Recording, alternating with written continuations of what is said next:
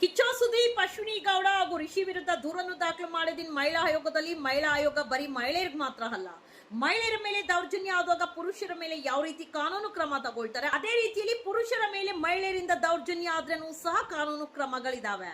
ಅತಿ ಹೆಚ್ಚು big boss ಅಲ್ಲಿ ರಕ್ಷಿತಳಿಗೆ ಅವಮಾನ ಆಯ್ತು, ಗಿಲ್ಲಿಗೆ ಅವಮಾನ ಆಯ್ತು, ಗಿಲ್ಲಿ ಮೇಲೆ ಹಲ್ಲೆ ಸಹ ಮಾಡಿದ್ರು.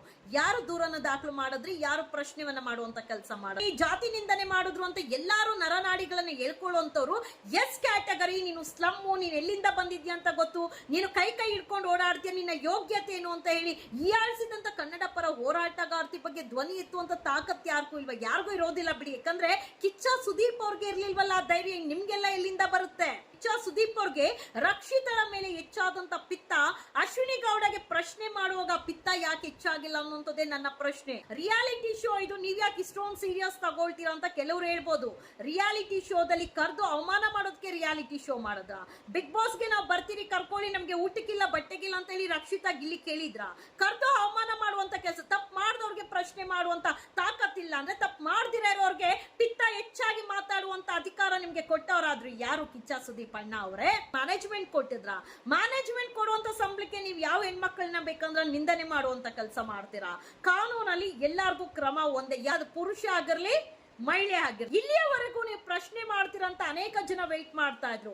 ಅಶ್ವಿನಿ ಗೌಡಗೆ ಪ್ರಶ್ನೆ ಮಾಡ್ತೀರಂತ ವೆಯ್ಟ್ ಮಾಡ್ತಾ ಇದ್ರು. ಆದ್ರೆ ನೀವು ಇಲ್ಲೂ ಪ್ರಶ್ನೆ ಮಾಡಿ. ಯಾಕೆ ಅಶ್ವಿನಿ ಗೌಡ ಅಂತ ಬಂದ್ರೆ ಕಿಚ್ಚ ಸುದೀಪ್ ಅವರು ಮೌನ ಆಗ್ತಾರೆ, ಸಹನೆಯಿಂದ ಇರ್ತಾರೆ, ತಾಳ್ಮೆಯಿಂದ ಇರ್ತಾರೆ, ಪ್ರೀತಿ ವಿಶ್ವಾಸದಿಂದ ಇರ್ತಾರೆ. ಅದೇ ಆ ಜಾಗದಲ್ಲಿ ಗಿಲ್ಲಿ ರಕ್ಷಿತಾ ಅಂತ ಬಂದ್ರೆ ಐಪಲ್ ಹೋಗಿ ಪಿತ್ತ ಹೆಚ್ಚಾಗಿ ಇನ್ನೊಂದು ಮುಖ ನೋಡುವಂತ ರೀತಿಗೆ ವರ್ತಿಸ್ತಿರಲ್ಲ. ಇದು ಎಷ್ಟರ ಮಟ್ಟಿಗೆ ಸರಿ? ಒಂದು ಹೆಣ್ಣು ಮಗಳ ಮೇಲೆ ನೀವು ಮಾಡಿದಂತ ದೌರ್ಜನ್ಯ, ಅದು ನಿಜವಾಗ್ಲೂ ದೌರ್ಜನ್ಯ. ಅದು ಇದು ನಾನು ಖಂಡಿಸ್ತೀನಿ. ನಾನು ನಾಡು ನುಡಿ ಭಾಷೆಗೋಸ್ಕರ ಹೋರಾಟ ಮಾಡಿ ಬಂದಿರೋಳು ಹೋರಾಟಗಾರ್ತಿ ಅಂತ ಹೇಳುವಂತ ಅಶ್ವಿನಿ ಗೌಡ ಹೊರಗಡೆ 60% ಕನ್ನಡ, 40% ಇಂಗ್ಲಿಷ್ ಅಂತಾರೆ. ಆದ್ರೆ ಬಿಗ್ ಬಾಸ್ ಒಳಗೆ 60% ಇಂಗ್ಲಿಷ್ ಭಾಷೆ ಯೂಸ್ ಮಾಡ್ತಾಳೆ, 40% ಕನ್ನಡ ಯೂಸ್ ಮಾಡ್ತಾಳೆ. ಇದರಲ್ಲೇ ಗೊತ್ತಾಗುತ್ತೆ ನಾಡು ನುಡಿ ಭಾಷೆಗೋಸ್ಕರ ಎಷ್ಟೆಲ್ಲ ಚೆನ್ನಾಗಿ ಹೋರಾಟ ಮಾಡಿದ್ದಾರೆ. ಇದರಲ್ಲೇ ಗೊತ್ತಾಗುತ್ತೆ ನಾಡು ನುಡಿ ಭಾಷೆಗೋಸ್ಕರ ಎಷ್ಟೆಲ್ಲ ಗೌರವ ಕೊಡ್ತಾರೆ. ನಮ್ಮ ನಾಡಿನ ದೇವತೆ ಭುವನೇಶ್ವರಿ ಅಂತ ನಮ್ಮ ನಾಡಿನ ಹೆಣ್ಣು ಮಕ್ಕಳನ್ನ ಎಷ್ಟು ಕೆಟ್ಟದಾಗಿ ತೇಜೋವಧೆ ಮಾಡ್ತಾರೆ ಹೋರಾಟಗಾರ್ತಿ ಅನ್ನೋಂಥದ್ದು ಗೊತ್ತಾಗಿದೆ ಬಿಗ್ ಬಾಸ್ ರಿಯಾಲಿಟಿ ಶೋ ಒಳಗೆ ಹೋಗಿ.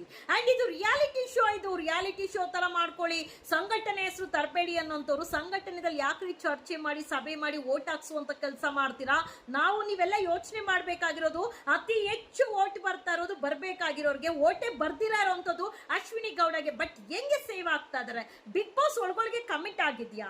ಬಿಗ್ ಬಾಸ್ ರಿಯಾಲಿಟಿ ಶೋ ಇಷ್ಟು ದಿವಸ ನಡ್ಕೊಂಡ್ ಬಂದಿದ್ದು ಈಗ ನಡೀತಾ ಇರೋದು ನಿಜವಾಗ್ಲೂ ಇದ್ರಲ್ಲಿ ಏನೋ ಒಂದು ಸಮಸ್ಯೆ ಇದೆ. ಆ ಸಮಸ್ಯೆ ಏನನ್ನೋದು ಹೊರಗಡೆ ತೆಗೆಯುವಂತ ಕೆಲಸ ಮಾಡ್ಬೇಕು. ಯಾವ ಹೆಣ್ಣು ಮಕ್ಕಳಿಗೂ ಯಾವ ಗಂಡು ಮಕ್ಕಳಿಗೂ ಅನ್ಯಾಯ ಆಗ್ಬಾರ್ದು, ದೌರ್ಜನ್ಯ ಆಗ್ಬಾರ್ದು. ಯಾರ ಯೋಗ್ಯತೆ ಬಗ್ಗೆ, ಯಾರ ಅರ್ಹತೆ ಬಗ್ಗೆ ಯಾರಿಗೂ ಮಾನ ಹಾನಿ ತೇಜೋವಧೆ ಮಾಡುವಂತ ರೈಟ್ಸ್ ಯಾರಿಗೂ ಇಲ್ಲ. ಭಿಕ್ಷಾ ಬೇಡಿ ಬದುಕ್ತಾರ, ಕೂಲಿ ಮಾಡಿ ಬದುಕ್ತಾರ, ಅದು ಅವ್ರವ್ರ ಯೋಗ್ಯತೆ ತಕ್ಕಂಗೆ ಅವ್ರ ಜೀವನ ನಡೆಸ್ತಾ ಇರ್ತಾರೆ. ಅದು ಬಿಟ್ಟು ಅಜ್ಜ, ತಾತ, ಅಪ್ಪ ಬೆಳೆಸಿರುವಂತ ಆಲದ ಮರದ ಕೆಳಗೆ ನೆರಳು ತಗೊಳ್ಳುವಂತದ್ದೇ ಬೇರೆ. ನಾವೇ ಗಿಡವನ್ನ ನೆಟ್ಟು ಮರವಾಗಿ ಬೆಳೆಸಿ ಅದ್ರ ಕೆಳಗೆ ನೆರಳು ತಗೊಳ್ಳೋದೇ ಬೇರೆ ಆಗಿರುತ್ತೆ. ಅಪ್ಪ ಕಟ್ಟಿದ ಆಲದ ಮರದ ಕೆಳಗೆ ನೆರಳು ತಗೊಳ್ಳೋದೇ ಬೇರೆ. ನಾವೇ ಗಿಡವನ್ನು ನೆಟ್ಟಿ ಮರವಾಗಿ ಬೆಳೆಸಿ ಅದ್ರ ಕೆಳಗೆ ಕುತ್ಕೊಂಡು ನೆರಳು ತಗೊಳ್ಳೋದ್ರಲ್ಲಿ ಇರುತ್ತಲ್ಲ ಸಮಾಧಾನ. ಅಪ್ಪ ಬೆಳೆಸಿದಂತ ಆಲದ ಮರದ ಕೆಳಗೆ ಕುತ್ಕೊಳ್ಳೋದಕ್ಕೂ ತುಂಬಾ ಡಿಫ್ರೆನ್ಸ್ ಇದೆ. ಯಾರ ಯೋಗ್ಯತೆ ಬಗ್ಗೆ ಪ್ರಶ್ನೆ ಮಾಡುವಂತ ಅರ್ಹತೆ ಇಲ್ಲ. ಬಿಗ್ ಬಾಸ್ ರಿಯಾಲಿಟಿ ಶೋ ಮತ್ತೊಬ್ಬರ ವೈಯಕ್ತಿಕ ಜೀವನನ ಹಾಳು ಮಾಡಕ್ಕೆ ನೀವೇನಾದ್ರೂ ಬಡ ಹೆಣ್ಣು ಮಕ್ಕಳನ್ನ ಚೂಸ್ ಮಾಡುವಂತ ಕೆಲಸ ಮಾಡಿದ್ರೆ ನೆಕ್ಸ್ಟ್ ಬಿಗ್ ಬಾಸ್